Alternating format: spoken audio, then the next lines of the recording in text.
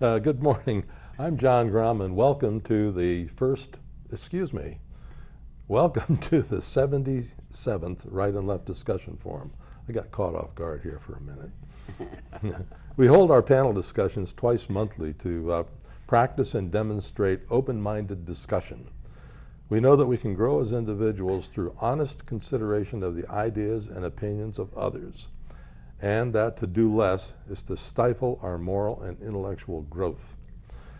Today our panel will have an open discussion of the 2016 presidential primary season, how it's different and why. Our panel this morning is abbreviated. It's small but powerful. Beginning on my left is Patty Haskins, retired math teacher and current member of the Wadsworth City Council.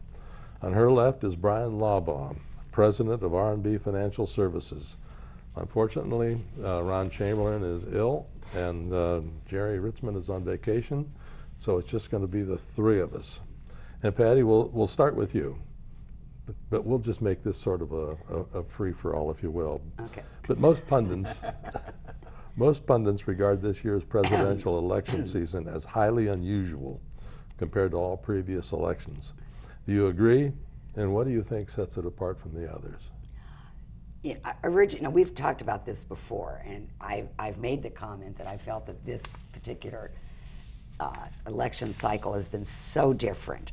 You know, the interesting thing is, if you were to Google the meanest presidential competition in history, every time I did it, it came back to 1800. Andrew Jackson. No, John Adams and Thomas Jefferson. Oh, that's right. And it's a horrible thing. So, and of course, we all know that John Adams was our second president. He had served as vice president for George Washington, even though they were quite different personalities. And Thomas Jefferson ended up being our third. And they had run against each other previously in 1796. But in 1800, some of the things that were thrown around against Adams, they called him bald, fat, toothless. He was also accused of trying to marry his eldest daughter off to a descendant of George III of England, so he could establish a royal bloodline in the United States. And I found this on numerous sources. And he was also accused of wanting to hire a group of prostitutes from England to be shipped over to the United States to accommodate him. Interesting. Adams accused Jefferson of being a coward, that he had backed off in the Revolutionary War, that he had retreated from Virginia rather hastily when the British arrived, as opposed to fighting against him.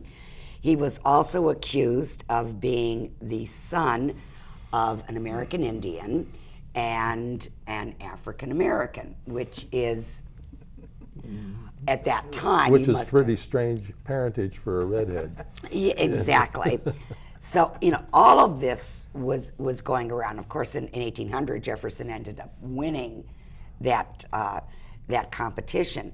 We can move, fast forward to more recent times. And this one I remember very specifically.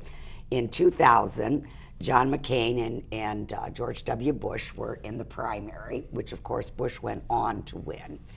And McCain was actually leading in most of the polls and so forth, going into all the different state competitions, or was doing well. Yeah, Virginia, right? South Carolina. South Carolina, okay. So when it got to South Carolina, it was published that John McCain's daughter, who he had adopted, I believe, from Bangladesh, and what was reported was that his daughter was a child that he had out of wedlock with a New York prostitute, African American prostitute. I don't remember that. I do remember it, and I've seen it referenced in other publications since then, which after that time, McCain just went down the tubes, Yeah, he and did. Bush went up. Bush, of course, denied that it came from him, but there was some group out there that was perpetuating this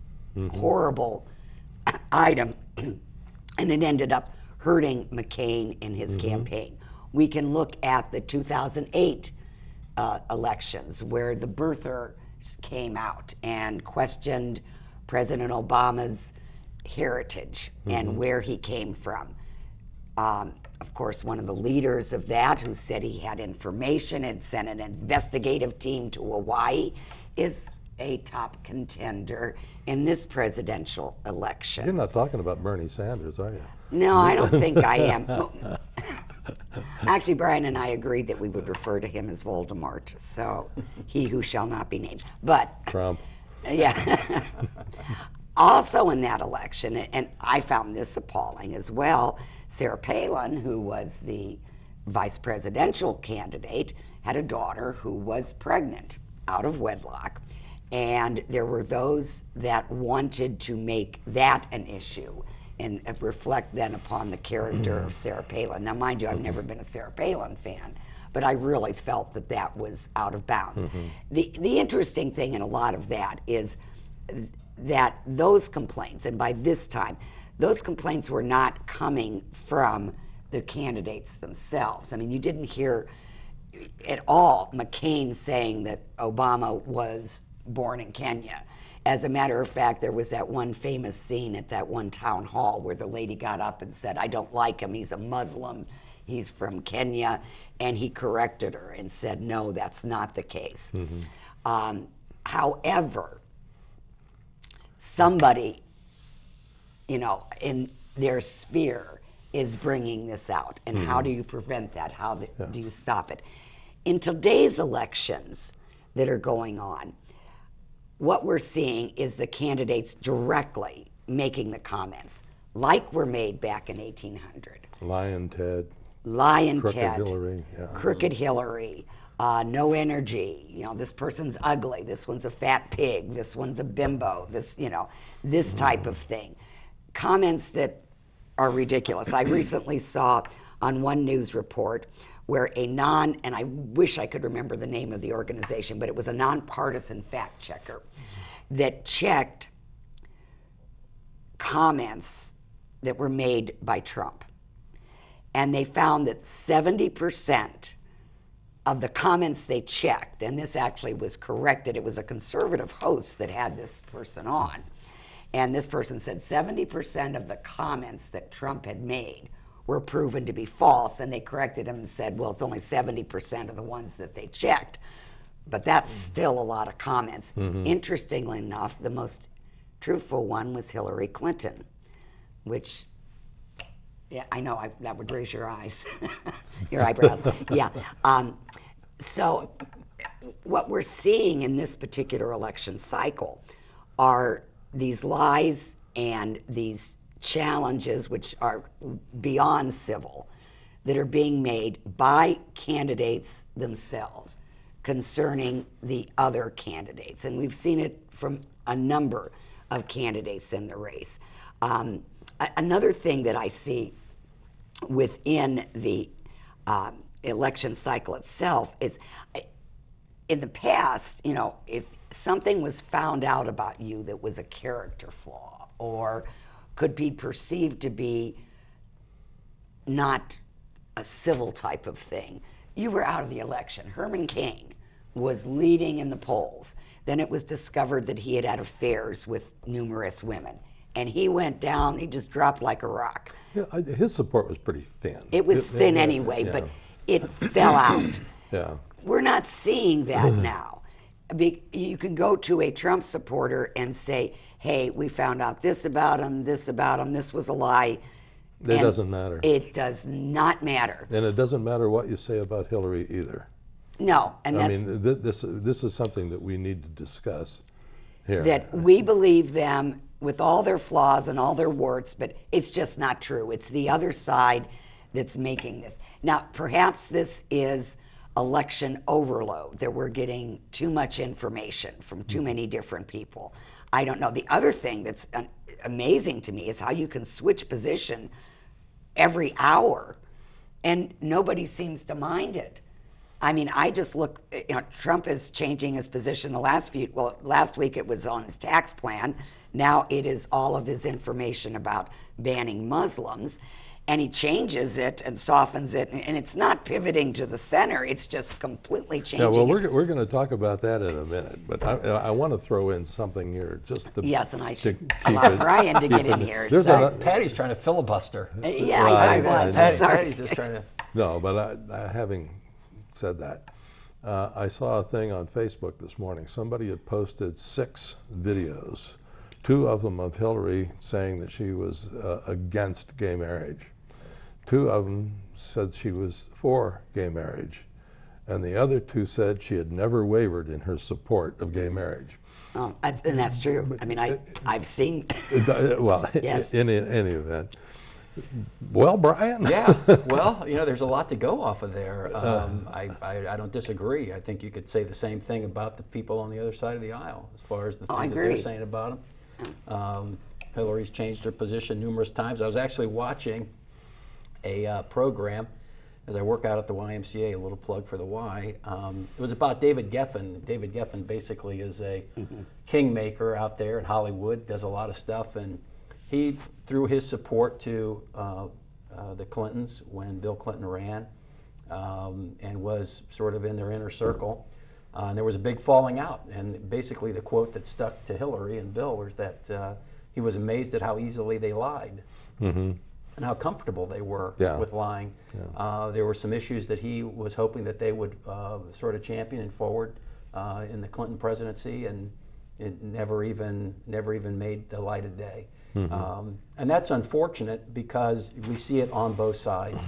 And we're at a point in our politics right now.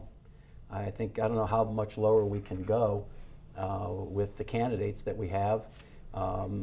I don't see any redeeming qualities in Mr. Sanders or Hillary or the current gentleman that's, and I use that term loosely, that's running in the Republican, as the Republican. A special note is that back in 2008, this particular individual was a surrogate for Hillary Clinton. And there are a variety of reports that you can read, but some of the more respectable reports basically say that Hillary started this birther thing when she was going down the tubes in Iowa, when Mr. Obama really came in there with both feet, came in heavy, and wrested the primaries and wrested the opportunity for Hillary to run in 2008. And so that sort of started in her camp. And you can go online and you can watch a variety of, and there's a disclaimer here, not everything you read or see on the internet is true. Right. And it's hard to fake a video though. Well, yeah, and the fact is when they start running, and I would agree, I mean, the videos that they have of Hillary and of Bernie Sanders and of the gentleman that is running as a Republican are just crazy. I mean, his name is Trump, folks. Yes. Donald Trump. We can call him DT. From New York. DT from New York. The Donald. But here's an individual that, and all 3 of them, and what's recently been said about all of them is they like to triangulate, and they all use the media very well. They all are very skilled at smearing people through a variety of surrogates. They all are very adept at convincing people that they have the answers. And I don't think any one of them really have the answers that people are looking for. And you'll start to see, you probably won't see it with Mr. Trump, but you will see it with Hillary. You won't see it with Bernie Sanders. He's a sideshow now, as far as I think most people would say that Hillary is going to be the Democratic nominee, and she will start to tack center. And there are going to be certain people that they're not going to like that, but they're going to put up with it because they want to see her in office. And that's that's probably one of the issues that we have on the other side of the aisle, is that things have become so polarized within our party that we have, descended into name calling. And anybody that doesn't pass the litmus test of being, for a wall, for, massive deportation of illegal immigrants, banning Muslims, you name the list that they've created, you're basically considered a rhino, a Republican name only. Yeah. And you're it's derided.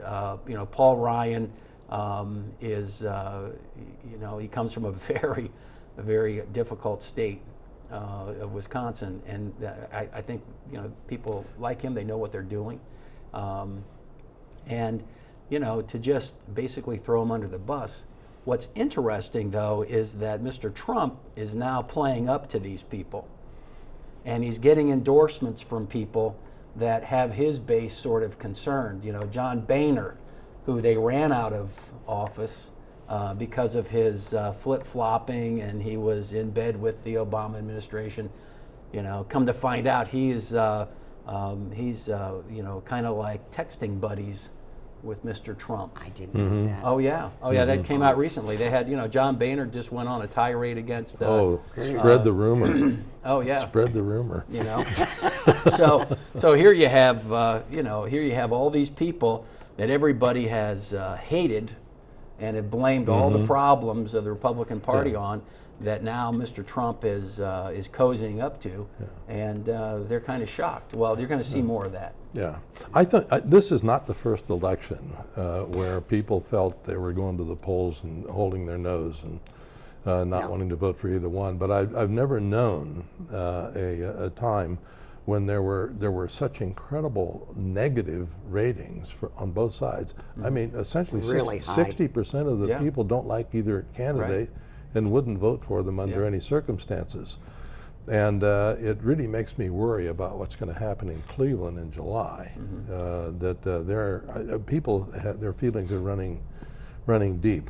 But there's something that occurred to me the other day, is that we are a country of groups and subgroups and subgroups, etc.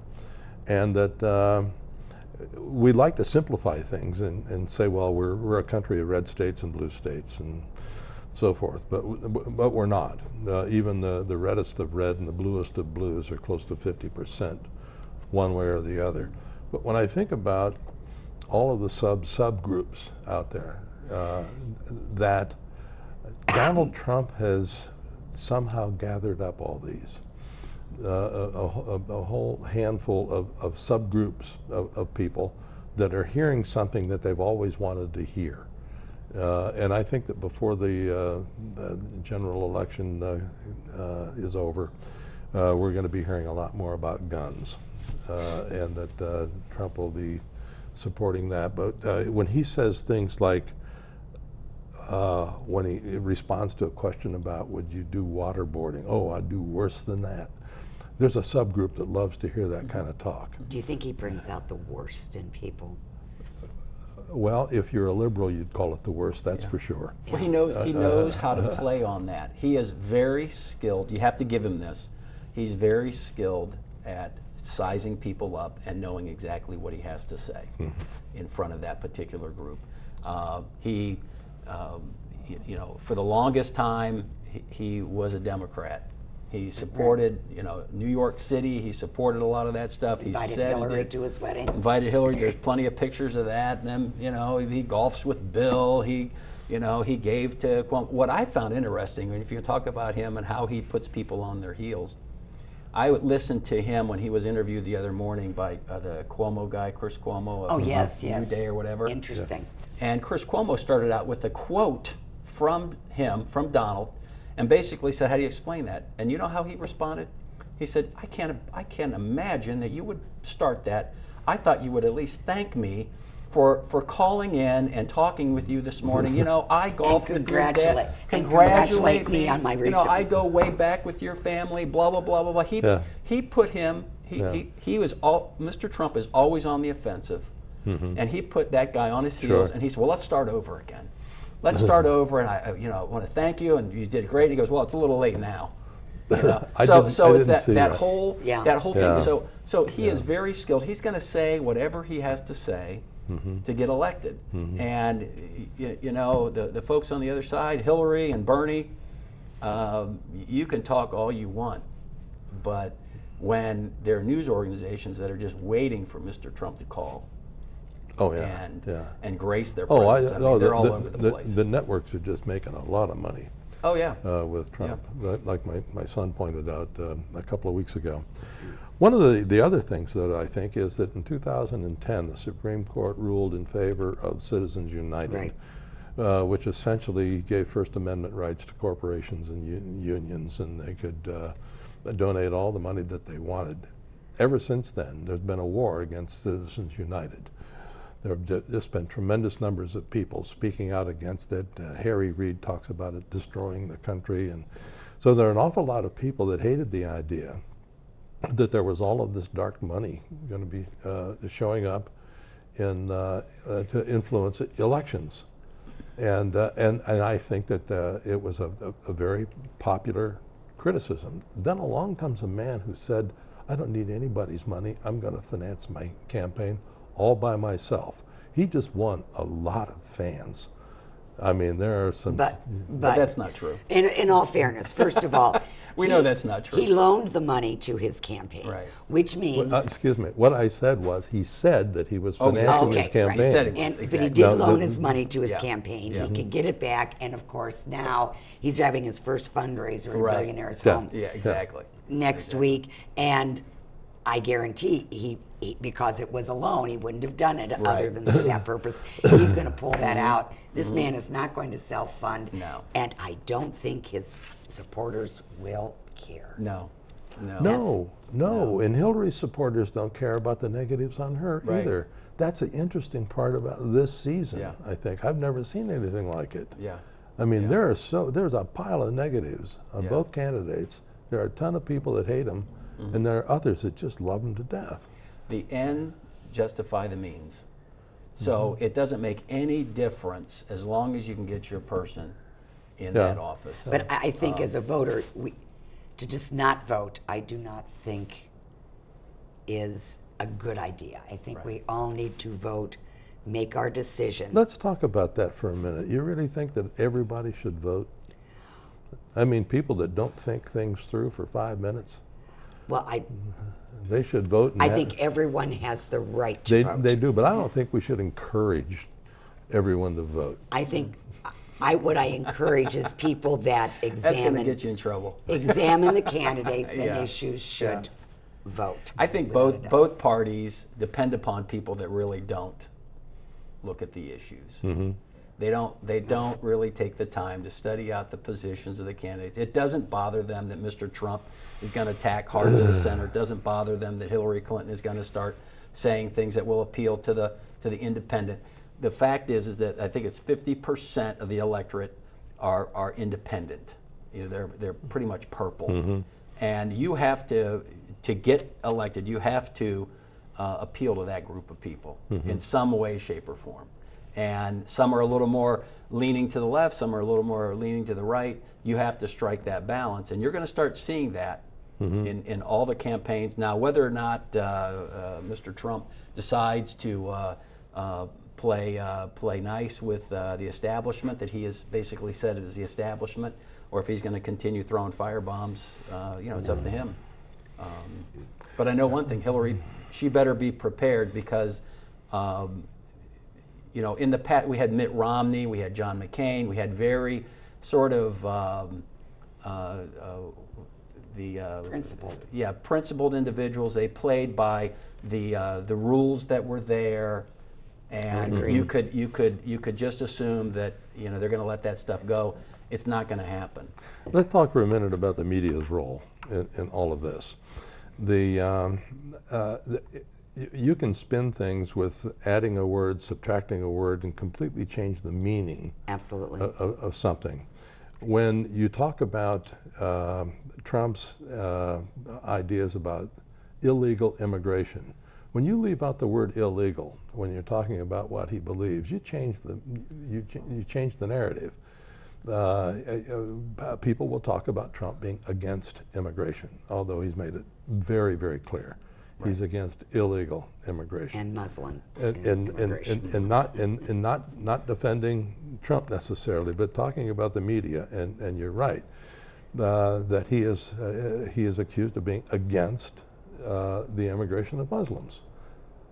What he has made very, very clear, he's against delaying future immigration of Muslims until we can figure out how to sort out the ISIS terrorists that will come in. I mean, he's made that very clear, but when you leave that out and just talk about him being against the immigration of Muslims, it creates a whole It depends on what day you listen to him, right? Now, because he has changed his position. I just heard this morning the Washington Post has hired 20 reporters to dig up information on Trump. It wouldn't take 20. I think if you took 2 people and set them loose. What's that called? Opposition research. Yeah, well, I mean. Specifically looking at real estate deals and so Yeah. forth that he's done. Sure. This is. Yeah. You know, the thing is, the media has created, I lay probably the majority of the mess at the doorstep of the media because they love this. It sells, you know, papers, it sells radio spots, it sells commercials on TV. I mean, CNN has now got into it. All the major networks, Fox News, you know, they've created the Trump monster, and they're going to into Fox and Friends every day. It might as well be Trump and Friends, you know. Well, I think that they created the Black Lives Matter movement too, Well, sure they by did. distorting everything about the exactly. killing of. If you look at it, it's unfortunate that people buy into that because, you know, people watch the news, they take a 30-second soundbite and they go, "Wow, that sounds great. Let's build a wall. Mm-hmm. We're going to build a wall. We're going to kick everybody out, and you know, it's going to have a big doorway in it, and we're going to let those people come back." And you know, it's like, what? How did that happen? Or then you got Bernie talking about income inequality, you know, and that sounds great. You know, everybody wants everybody to make more money. Gets free college. Exactly, free college for everybody. This was fun. I'd like to end with a quote that you've both heard many, many times. The best argument against democracy is a 5-minute discussion with the average voter. Winston Churchill. Thank you very much.